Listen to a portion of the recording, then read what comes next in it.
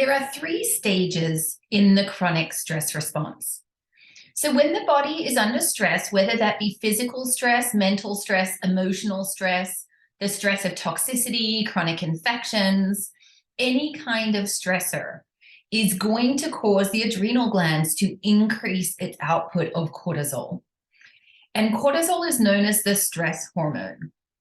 So when we increase production of cortisol, our body is mobilized to be ready to deal with the stress, right? Historically, it would be to run away from the bear or whatever the cliche term is for when we get into that fight or flight response.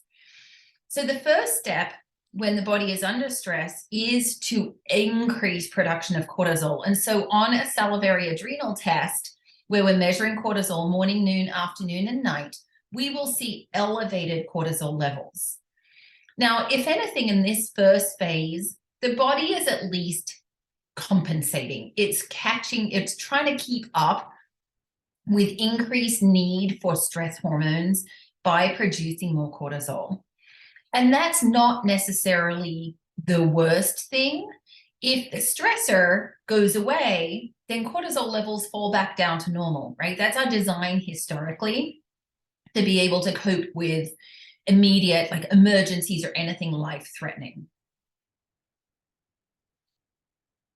What happens in phase 2 of the chronic stress response, though, is the cortisol will start elevated, but the adrenal glands kind of run out of juice. They can't compensate forever by producing more and more cortisol. So what we see in phase 2 of the chronic stress response is cortisol levels start elevated, but then they start to fall. And so we may have a period where total cortisol looks normal, but the thing about doing the 4 measurements of cortisol throughout the day on the salivary test is that we can see the patterns. So cortisol might start high in the morning, but might drop low in the afternoon and then normalize at nighttime.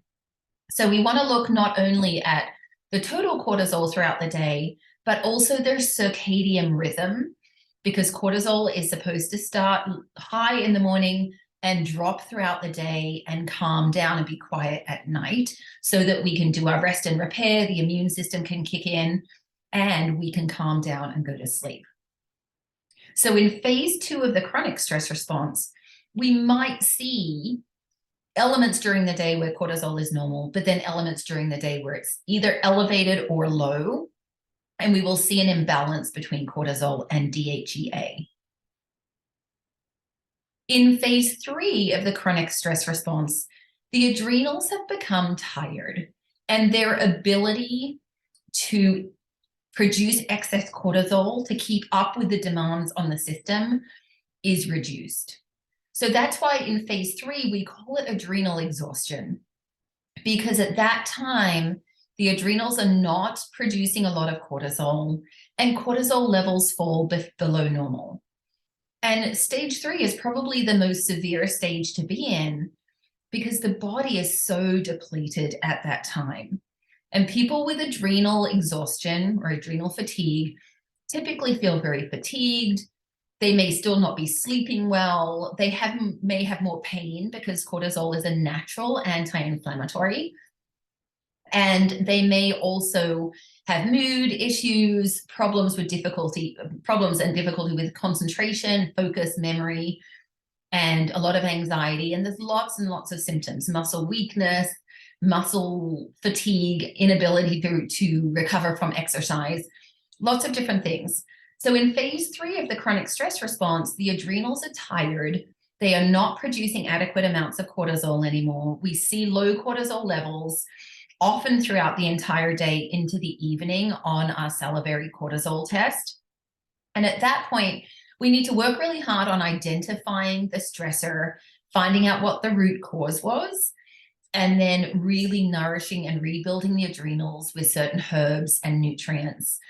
And oftentimes we can use like adrenal precursors like DHEA and pregnenolone to help to prop up the adrenals and help out the adrenals and make a person feel so much better once cortisol levels come back towards normal range.